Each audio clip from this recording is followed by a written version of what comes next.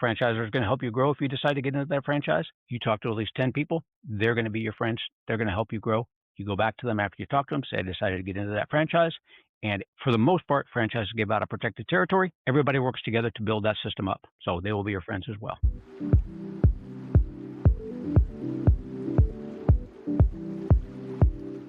Hey, everybody, and welcome to my show. My name is Tiffany Alexander, and this is Unveiling Journeys. Man, I'm so happy you're here. Can I tell you just a smidge about me? I love people. I love hanging out with people. I love getting to know people. I love being connected to people. And through all the connections of the people I've met, some of them have such fun things or companies that they're working on or they're involved in that I want to tell everybody about it. And someone said, why don't you start a podcast? So that's kind of why it was born and why I'm here. And I get the privilege of hanging out with some of the coolest people, quite honestly. And then when you have this conversation with them, sometimes it goes like, "Oh my gosh, who do you know that I need to know? And who at this point is just like you that you could introduce me to?" And then somewhere along the lines, I'll end up saying like, "Hey, I know somebody I think you need to know." So it's like a swapping of your network, all to say that it's just so abundant in like the quantity of people, the awesome people that are out there.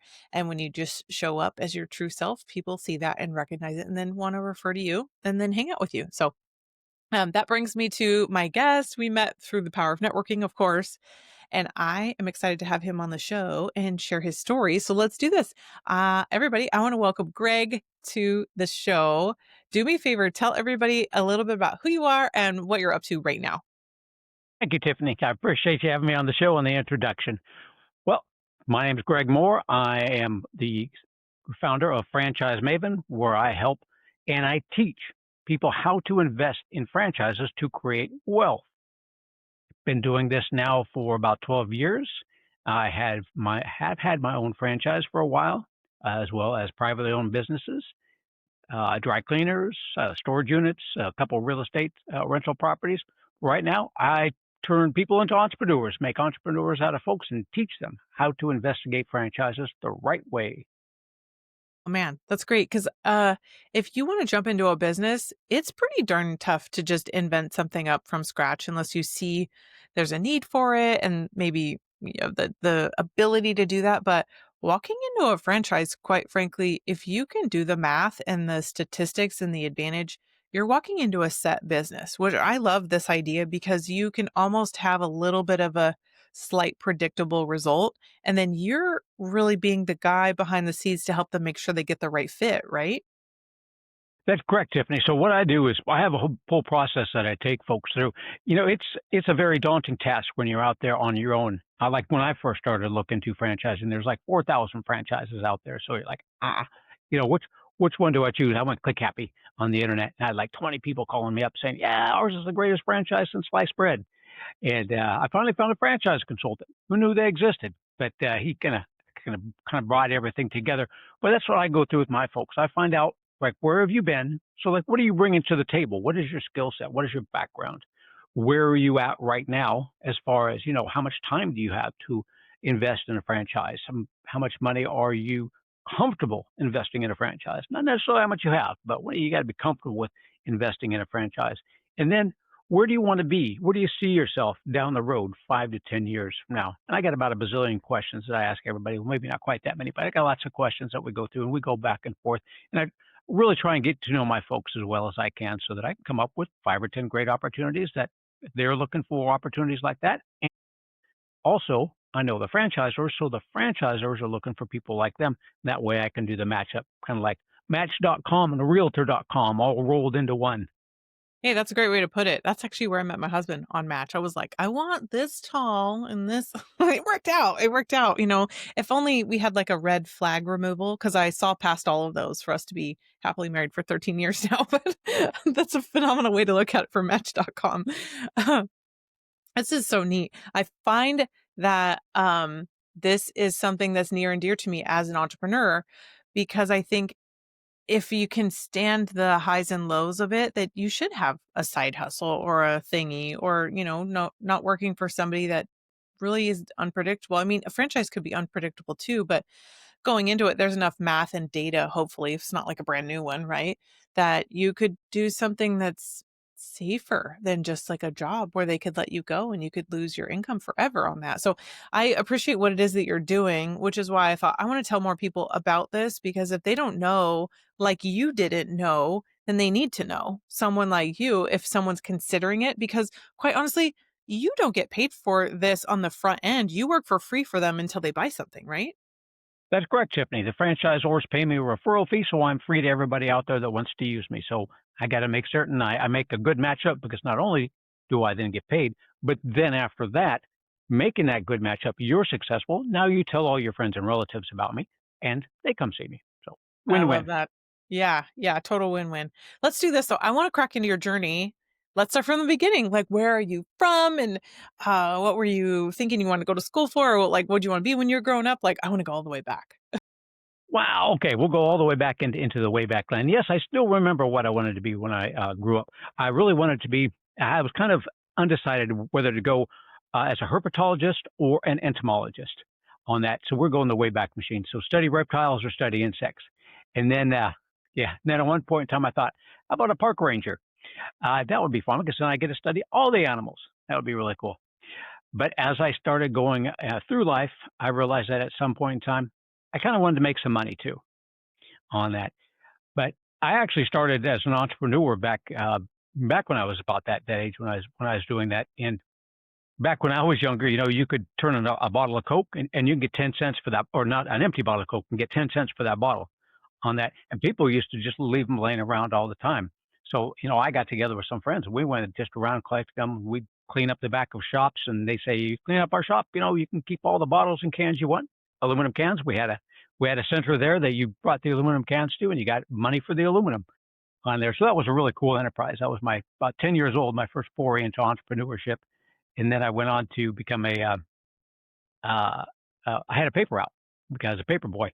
This was back in the day when to get the money, you went door to door collecting it. So knock on door, knock, knock, knock, No way. collecting for the Democrat. Could you imagine sending your kids out in the evening with a little bag, going No. door to door, knocking, collecting for the Democrat? At 10? No way. No way. But where were you at? You didn't say what state you're in. Well, I was at the time Woodland, California.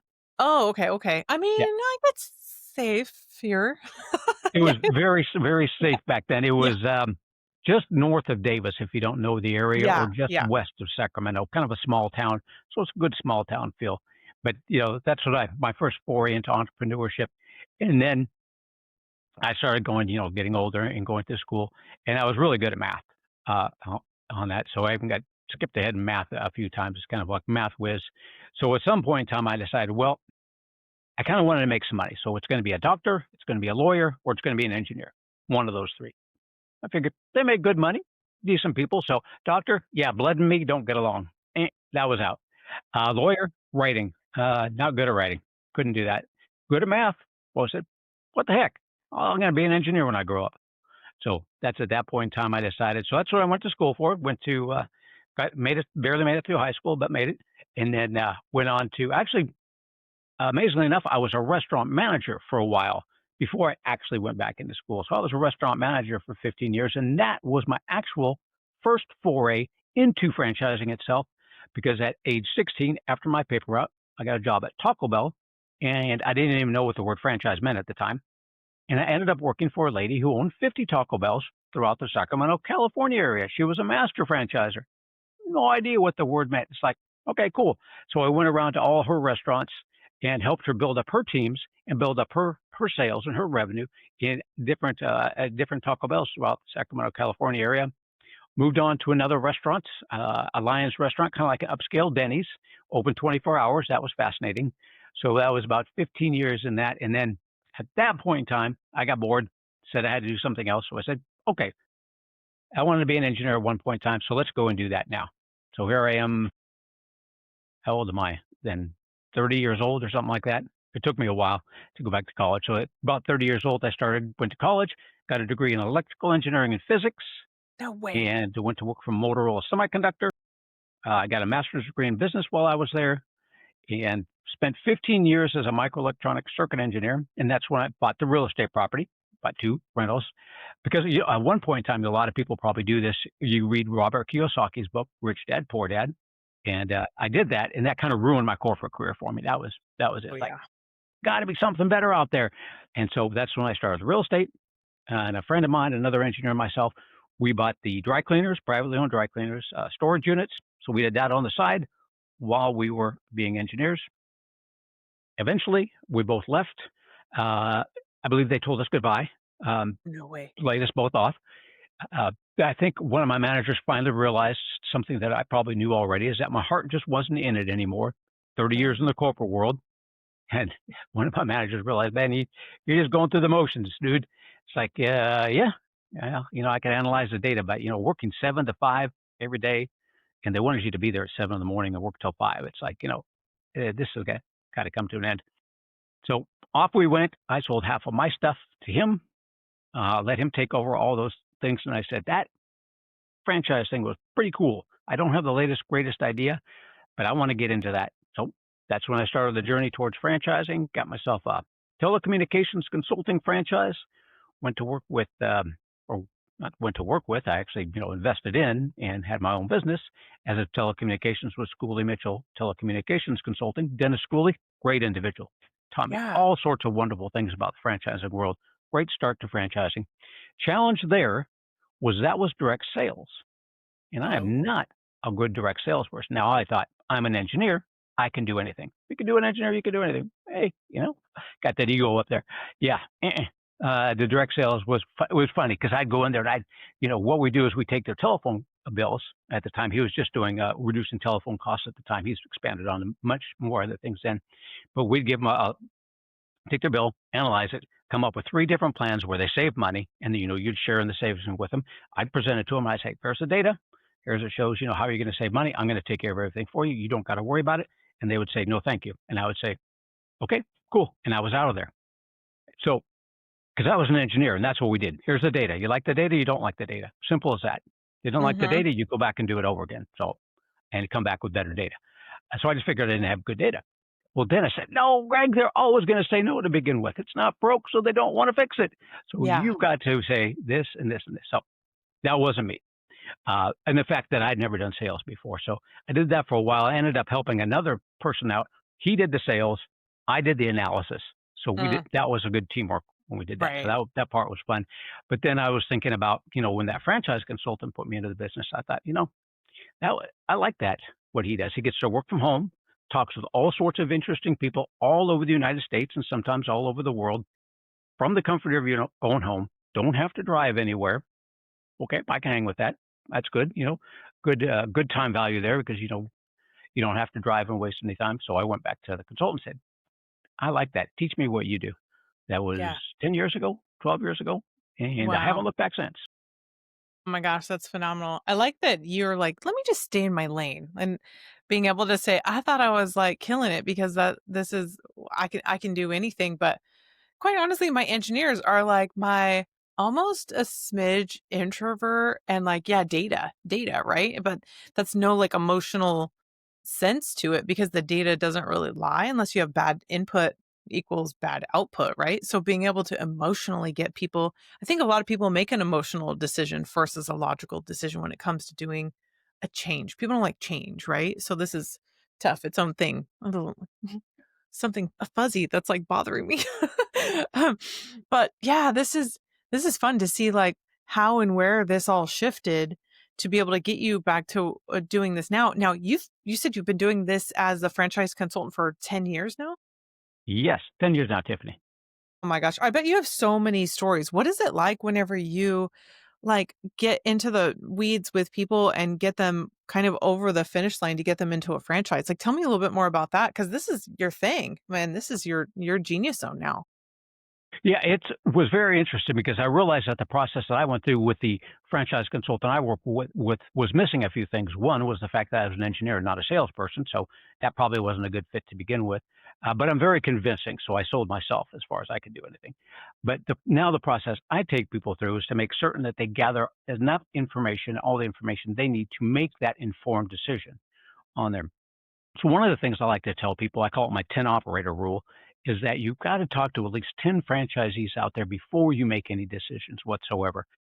Interesting that I just, had a guy looking at a tutoring franchise. And I said, and the franchisor gave him a couple three people to talk with. And I said, how many you talked to? And he said, I talked to three. Okay. You want to talk to some more? He said, yeah, I read your book. I better talk to some more. Yeah, you I better. love it. Okay. So I went back to the franchisor and I said, he needs to talk to some more. And the franchisor came back to me and said, well, most people only talk to 2 to 4 franchisees. And I'm like, well, that's not quite right. I said, my guy's going to be talking to a lot more than that. I always tell him at least 10 on there. So I would like to make certain that. So as you were asking, how's the process like, is that there is that emotional thing. People come to me and sometimes the first thing they say is, show me whichever franchise makes the most money. I want something like that. I'll still go through my questions with them, still ask them all that. And I'll do that. I'll say, hey, you're going to make my work easy. I'll bring you back some of the ones that make the most money. But based on all those questions, I'm also going to bring them back and tell them why of all those 5 to 10 franchises that I show them, why the other ones are a good fit as well. Hey, these make the most money, but these are like that. As probably about 3/4 of the time, they will not go for the one that makes the most money because, like you said, it's an emotional decision. So it's something they feel better about. I can show them HVAC, heating and air conditioning systems. I can show them electrical. I can show them plumbing. All good money makers out there. But, they start looking at the business and they're like, yeah, that's not me. This one over here that doesn't quite make as much money, it's got more of the lifestyle thing that I'm looking at. It's more me. I can feel it better. And that's what I always like to ask people. How does it feel to you? Not, what do you think? You're thinking, I think it makes enough money to, cover me. I think I got enough, but do you feel it? When you're talking to those people, do you connect with them on a good emotional basis and feel like they're the type of people that can make you successful on that? So it's a tough process. And, in all honesty, I'll introduce 4 people to a franchisor and only one will actually go through and invest in a franchise. I think I scare the other 3 people away, but what we're trying to do there is make certain that you've got enough information so you know what you're getting yourself into and you're okay with that. On the flip side of that, a lot of those people that don't get into a franchise right then, they'll come back to me 1, 2, 3 years later when they're ready for it. Sometimes they're just not quite ready from whatever standpoint. Don't feel like paying the money, don't feel like putting in the time, whatever it may be. But it's an interesting process to take people through there. And I meet with them. I let them talk to the franchisors on their own because I don't want to be part of the sales, basically the sales process like that. I want us to be separate. So I'm just consulting them and I'll find out what they learned. How do you feel?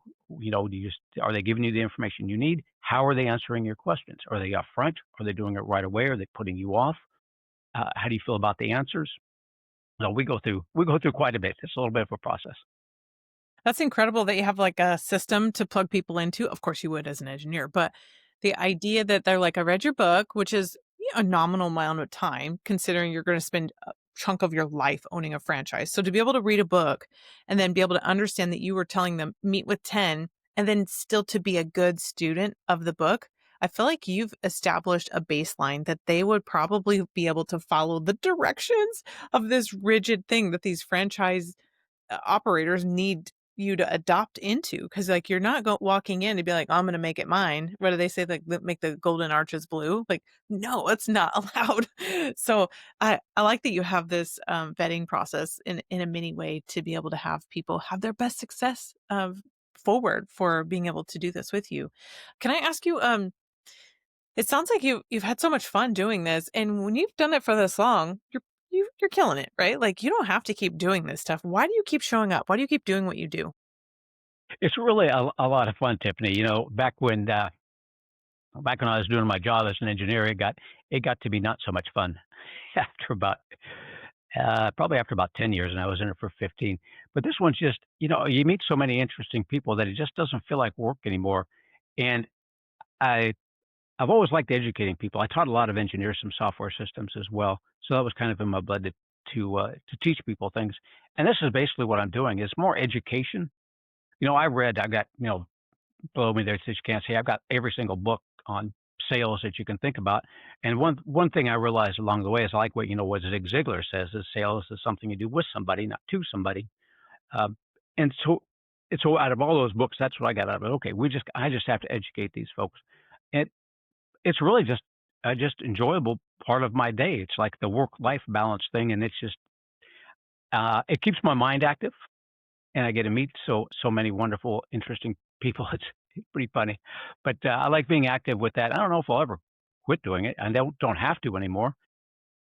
It's just the educational part and the meeting so many different people. And then, after they get done with it and they're just, you can go out on my LinkedIn page and you can see all the different testimonials out there. They just had a good time with it too and just really enjoyed what I helped them with. And that part really feels good is that people got something out of, you know, me helping them with it. Even one guy even didn't, or two people on my LinkedIn page didn't even get a franchise with me. And they still wrote me a testimonial saying, That. this is great. So it feels good.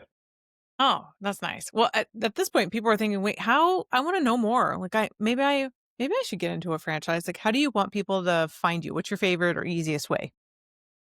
Probably the easiest way to get to know me first is just go Gregory K. Mohr, Mohr, out on LinkedIn. That way you'll get a whole bunch of stuff that you can learn about. My website, franchisemaven.com. That's franchise, M-A-V as in Victor, E-N.com.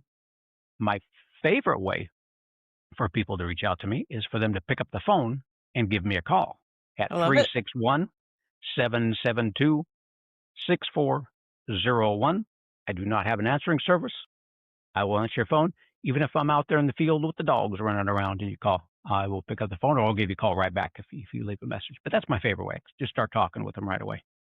Right? Like, just shoot me. Like, just call me. You can Google my phone number. I love that so much. Just I'm accessible, right? Like, if you really want to talk to me, guys, this is phenomenal to think there's an accessible human that doesn't even get paid until you make your own decision. So he's working for you, and then all the information. And I'm just recently new to the term Maven, and I am fascinated by what a Maven really is. I didn't realize I'm my own like little Maven of real estate, but the fact You are. of franchising Maven, you are really the gatherer of all information possible. And you just desire not for like a conversion of someone, but to share the data for data's sake. So, like the idea of a Maven, I didn't know what that was, and I love it so much. And that you're leaning into that name for your company. Let's do this. I have two more questions for you. What's on the horizon for you? So as you realize, since the franchisors pay me a referral fee, there's kind of a little bit of an agenda there for me to try and get you into a franchise. Hopefully you've learned along the way as you listen that I'm more about education than anything else. I do have one thing. When people come to me, sometimes they have their own franchise in mind that they want to investigate. And I don't, I don't mind giving out advice, but that I needed to find a system where I could help people out separate from what I do here. So I have my mastermind group is what I just created here this year. So what we do with that mastermind group is that you come and we meet first and third Tuesday of every month, and we get together and we talk about any kind of franchise you want on that. Now that one you pay for up front, and you pay me for that, but we'll walk you through whatever franchise you're looking at. Another reason I got into that was because every year, two or three people will come to me that I have not worked with, and they'll say, Greg, I need a franchise attorney. So, oh, cool. You're looking to get into a franchise. They're like, no, got into the wrong one and I need to get out. So I'll ask them what their due diligence process was like. And invariably, somewhere along the lines, they missed a couple steps on that, which would have helped them. They didn't talk to enough franchisees, so they thought the investment was $400,000. Well, the investment turned out not quite what the franchisor told them it was going to be $650,000. So now they're out of money. They're already down a couple $100,000 and they're trying to get out of the agreement. So had they gone through this process that I put people through, there's more of a chance that they would have caught that on there. So that's what I like to do with that process. In case you don't want me to find you a franchise, but you still need somebody to talk to and walk you through that process, or you just want to learn more about franchising, mastermind classes there. And then also for the do-it-yourselfers out there, everybody likes do-it-yourselfers. I put together a little franchise investigation blueprint, real cheap, a couple hundred, $300 to log into that. And if you like doing things yourself, it'll walk you through the same process that I go through as well. But the easiest way to get started and the easiest thing to do is just pick up the book. That's the Yeah. cheapest. Read the book first. And that will give you a good idea of, in the beginning, whether or not franchising is probably right for you at this point in time. Good start. Real world examples of people I worked with, step-by-step process, things to go through in there. But then it just comes down to, do you want help? Do you want help in a group setting? Do you want one-on-one with me? Do you want me to find you a franchise? So in the future, I've got three different things: me, mastermind group, or the franchise investigation blueprint, depending on you Perfect. and what you want. Yeah, yeah. And well, this episode in particular is going to release the beginning of 2026. So the stuff that you've been working on for not just the last 10 years, but then moving on into 2026 is like, just go out and follow him. Everything that he's doing, because it's probably going to be more and more and more depending on when you watch this episode. Let's do this. I want to ask the last question. What what do you want to leave everyone with? What are your like nuggets of wisdom? So there's probably a franchise out there for everybody, but everybody is not for franchising. It's a good option to look into, but know what you're looking at and know how to investigate it. You made a mention of red flags a little while back, and that's one of the things I point out when we're going through the process is what red flags to look for. What is your no-go checklist? Stick with it. 10 operator rule, always talk to at least 10 franchisees when you are investigating a franchise. Not only do you get the little red flags that you might see, but you're also making friends. Franchisor is going to help you grow if you decide to get into that franchise. You talk to at least 10 people, they're going to be your friends. They're going to help you grow. You go back to them after you talk to them, say, I decided to get into that franchise. And for the most part, franchises give out a protected territory. Everybody works together to build that system up. So they will be your friends as well. This is great. I am so grateful that you're so full of so much knowledge to be able to have and bring on the show, but also knowing that you're just giving this stuff out to everybody that you're bumping into so they can really work with you. And then you're inventing these systems that people could plug into, like with your mastermind and so forth. So I'm grateful for you to come on the show today and we can share this with everybody. And then everybody that's staying for the whole episode, I'm so grateful that you guys like stayed and hung out.